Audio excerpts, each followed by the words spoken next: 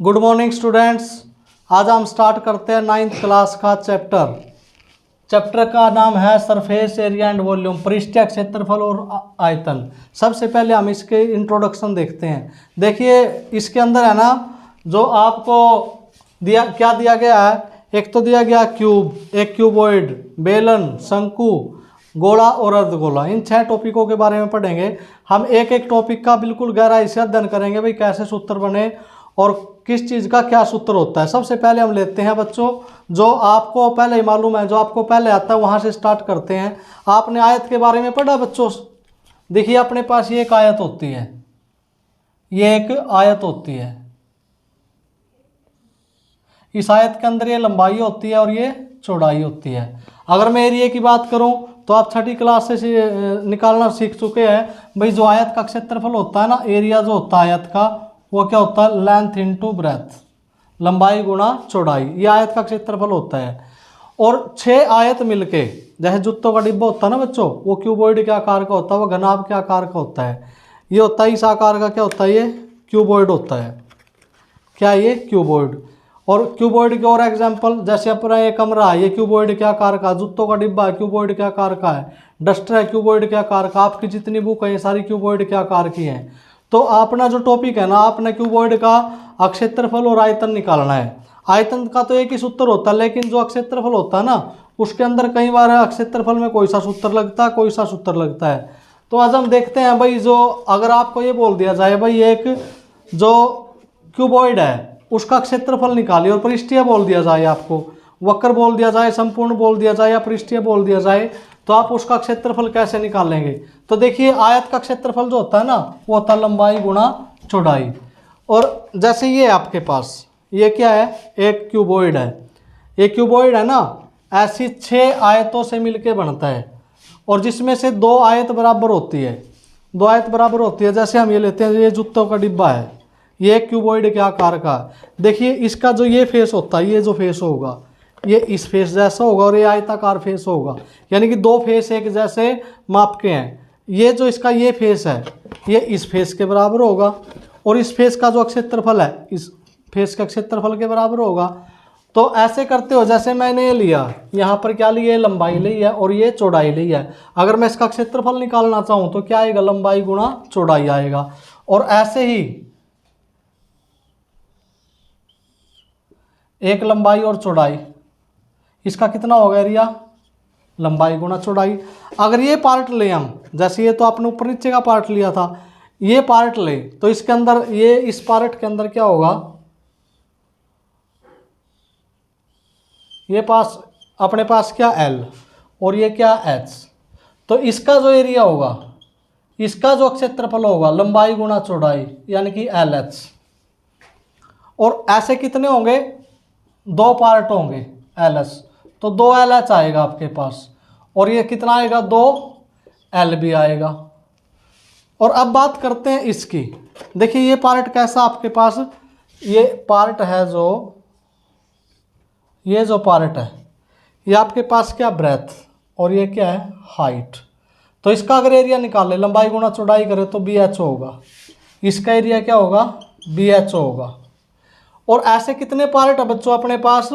ऐसे अपने पास पार्ट हैं 2, जहां पर B और H है। तो कितना हो गया? ये पार्ट मिलके 2 BH हो गए। तो 2 तो BH होंगे, 2 HL होंगे और 2 LB होंगे। यानी कि आप क्या कह सकते हो? अब इसको साफ करते हैं हम।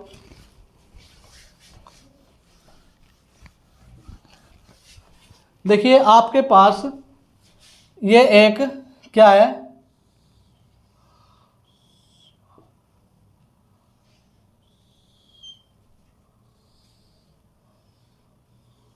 क्यूबॉइड। आपके पास ये लंबाई है, ये चौड़ाई है, और ये इसकी ऊंचाई है।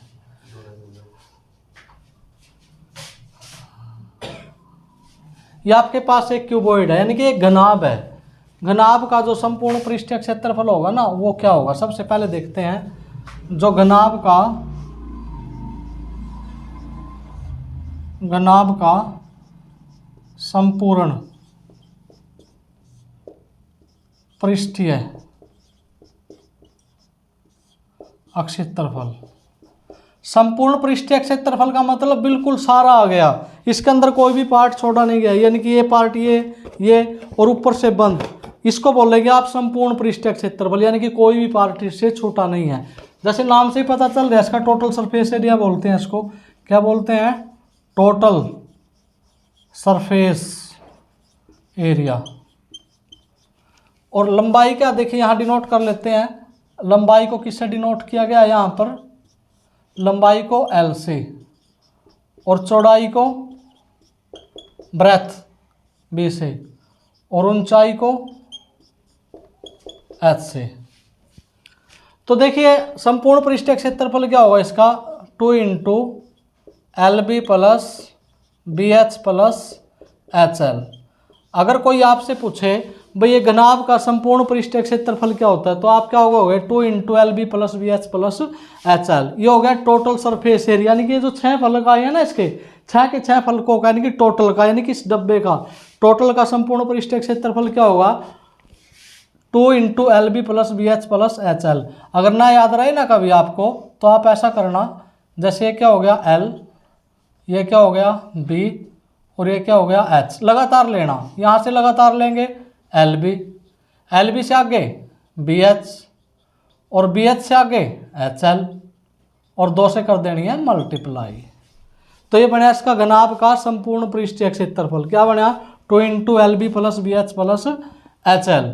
अब हम देखते हैं, जैसे ये डब्बा है आपके पास, क्या ये डब्बा है, इस डब्बे से अगर ये बोल दिया जाए आपको, भाई आपको है ना ये पार्ट हटाना है, सिर्फ जो अंदर का पार्ट आपको दिखाई दे रहा है ना, सिर्फ इसका अपना क्षेत्रफल निकालना है, यानी कि ये जो पार्ट है, चलो सबसे पहले क्या करते हैं, इसके 4 हिस्सों का निकालते हैं। अगर आपको ये बोल दिया जाए, जैसे माचिस की डब्बी होती है ना, अगर अंदर वाला पार्ट उसका निकाल दिया जाए तो ऐसा पार्ट बचता है, यानी कि 4 वॉल बचती हैं। जैसे कमरा नहीं है, इस कमरे के फर्श को छोड़ दिया जाए और छत को छोड़ दिया जाए तो 4 दीवारी बचती हैं, ऐसे 4 दीवार बचती हैं। तो 4 दीवारी का जो क्षेत्रफल होगा ना, वो क्या होगा, देखिए यहाँ लिखते हैं हम, 4 दीवारी का क्षेत्रफल, 4 दीवारी का क्षेत्रफल। आप ये भी कह सकते हैं भाई ऐसे घनाभ का पृष्ठीय क्षेत्रफल जहाँ पर छत और फर्श को शामिल नहीं किया गया हो, यानी कि जैसे ये माचिस है, इस माचिस के अगर इस हिस्से का आपको क्षेत्रफल निकालना है, ठीक है ना, तो 4 दीवारें बचती हैं आपको, सॉरी, अगर इस हिस्से का क्षेत्रफल आपको निकालना है तो वो क्या होगा, देखिए 2 इंटू L प्लस B और गुणा में H, ठीक है। और अगर ये बोल दिया जाए भाई उसने तो है ना, सिर्फ देखो पहले तो क्या था, देखो ये हिस्सा हटाया था उसने क्या किया था, ये ऊपर वाला हिस्सा हटाया था और सिर्फ ये 1 2 3 4 और ये 5 हिस्से लिए थे, तो उसका क्षेत्रफल क्या होगा, यानी कि छत को छोड़कर, यानी कह सकते हो आप ऊपर से खुले, छत को छोड़कर घनाभ का पृष्ठीय क्षेत्रफल। तो फिर आप क्या करोगे, ये जो सूत्र है ना, ये 2 into LB plus BH plus HL, ये सभी को याद हो या ना, इससे माइनस LB कर देंगे, क्योंकि देखिए आपने ये हिस्सा घटाना है इसका, ये लंबाई और चौड़ाई वाला हिस्सा ये हटाना है, चाहे फर्श को छोड़ के कहे चाहे छत को छोड़ के कहे, तो जो संपूर्ण पृष्ठीय क्षेत्रफल है ना, ये इससे बस माइनस LB कर देना है, ठीक है। या फिर ऐसा करो, जो ये है 4 दीवारी का क्षेत्रफल, इसके अंदर LB को प्लस कर दो, एक ही बात है, ये इसको सरल करेंगे यही आएगा आपके पास। तो ये देखिए ये था आपके पास किसका, संपूर्ण का, और ये किसका था, 4 दीवारों का। ये आप क्या लीजिए, फर्श को छोड़कर क्या लीजिए, या फर्श सहित क्या लीजिए, छत को छोड़ दीजिए, तो उसका ये क्षेत्रफल होगा। अब देखते हैं अगर इसके अंदर कोई चीज़ भरी जाए, इसके अंदर मान लो कोई मैटर भरा जाए, पानी भरा जाए, रेत भरा जाए, यानी कि जो वस्तु जितना स्थान घेरती है ना, वो उसका आयतन कहलाती है। यानी कि इस डब्बे ने जो स्थान घेरा ना, वो क्या होगा, उसका आयतन होगा। तो घनाभ का आयतन, यानी कि वॉल्यूम बोलते हैं इसको। घनाभ का आयतन क्या होगा, LBH। देखिए जहां पर भी आप क्षेत्रफल लिखोगे वहां पर इकाई लिखोगे वर्ग के अंदर, क्योंकि क्षेत्रफल के अंदर हमेशा 2 इकाई गुण होती है। और जहां पर आप निकालोगे आयतन, वहां पर जैसे मीटर है, मीटर में उसकी बुझाई दी गई है तो आप लिखोगे मीटर की पावर 3, और एरिया के बाद क्या लिखोगे, मीटर की पावर 2। तो ये था अपना जो इंट्रोडक्शन पार्ट था ना, जो सूत्र है इन्हीं 4 सूत्रों से आपने सूत्र प्रयोग करने हैं, चाहे 9th क्लास हो, 10th क्लास हो, 12th हो, कोई सी क्लास हो, 6ठी से लेकर +2 तक, चाहे कोई सी भी क्लास हो, सिर्फ यही घनाभ के ये सूत्र लगेंगे आपको। तो एक बार फिर से रिपीट करते हैं, घनाभ का संपूर्ण पृष्ठीय क्षेत्रफल क्या होगा, 2 × 12 + VH + HL, ये तो टोटल का हो गया। और 4 दीवारी का यानी कि छत को और फर्श को छोड़कर क्या होगा, 2 × 12 + B × H।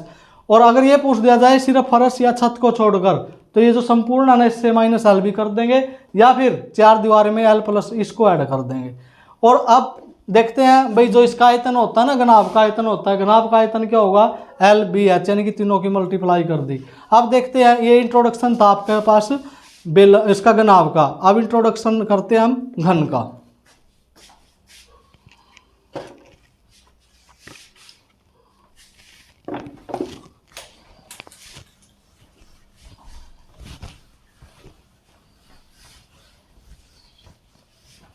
सबसे पहले आपको बताते हैं भाई, जो घन होता है ना वो किस आकार का होता है। घन का एग्जाम्पल दीजिए। जैसे आपने डाइस को देखा होगा ना, आप खेलते हैं, गेम खेलते हैं, डाइस जो होता है ना वो किसके आकार का होता है, वो घन के आकार का होता है। और ये क्या है, ये आपके पास एक क्यूब है। देखिए क्यूब में और क्यूबॉइड में क्या अंतर है। जो क्यूबॉइड होता है उसकी लंबाई, चौड़ाई, ऊंचाई अलग अलग होती है, तीनों अलग अलग होती है। 2 सेम भी हो सकती है लेकिन तीनों कभी सेम नहीं होगी। अगर लंबाई, चौड़ाई और ऊंचाई को मैं सेम कर देता हूं तो क्या बन जाता है, एक क्यूब बन जाता है। क्या बन जाता है, ये एक क्यूब बन जाता है।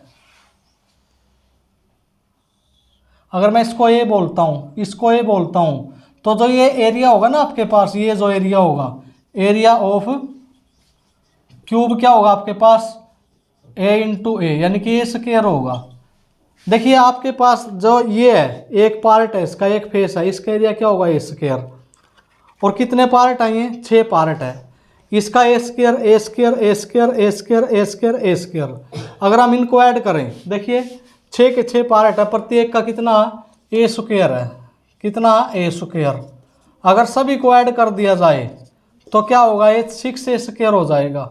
क्या हो जाएगा, 6A स्क्वायर।